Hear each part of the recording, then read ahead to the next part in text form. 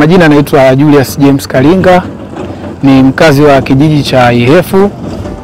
Niko hapa kwa ajili ya shughuli za upandaji wa miti aina ya misindano. Niko hapa kwa sababu miti hii inatusaidia sana kwenye shughuli zetu za kila siku, lakini pia kama nchi inatusaidia sana.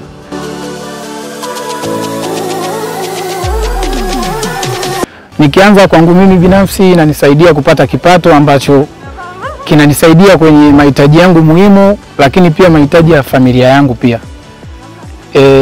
Tukija kama nchi, miti hii inatusaidia, kwanza inatuletea mvua, miti inatuletea malighafi mbalimbali ambazo zinatumika kwenye shughuli zetu za kila siku. Mimi ninajishughulisha na ushonaji. Kipato changu ninachokipata kinanisaidia kuendeleza mradi wangu wa kushona nguo za kike na za kiume.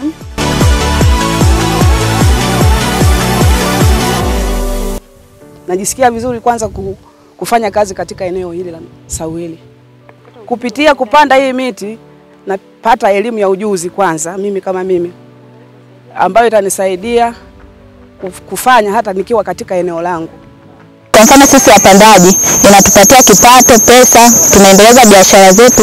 Kwa mfano mimi nauza nguo za kike, kwa hiyo itanisaidia kuongeza mtaji katika biashara. Wanaweza wakasomesha watoto wao kwa ajili ya miti, na wanaweza pia kusaidia jamii katika miradi mbalimbali ambayo inaweza kuongezea kipato cha wananchi kwa kutumia hiyo miti hata kama ni ya kwao.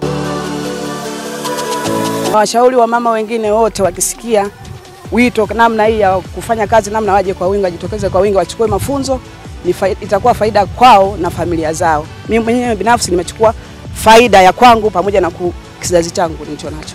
Tujitokeze sana kwenye shughuli hizi za upandaji wa miti kutokana na faida nyingi ambazo zinatokana na miti hii.